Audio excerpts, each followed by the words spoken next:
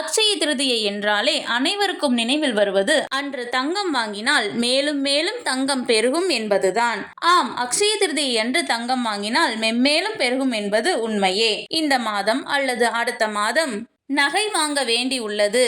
திருமணம், காது குத்து, வளைகாப்பு அல்லது வேறு ஏதேனும் ஒரு சுப நிகழ்ச்சிக்காக நகை வாங்க போகிறீர்கள் என்றால் அந்த நகையை இந்த அக்ஷய திருதியை சுப நாளன்று வாங்குங்கள். சுபிக்ஷம் உண்டாகும். ஏங்க, தங்கம் விற்கிற விலைக்கு தங்கம்லாம் வாங்க முடியுமா என்று இந்த வீடியோ பார்க்கிற நிறைய பேரின் மனதில் இந்த எண்ணம் நிச்சயம் வந்திருக்கும். அதுவும் சரிதானே.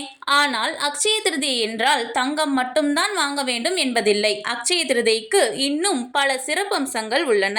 சரி, அவை யாவை என பார்க்கலாமா?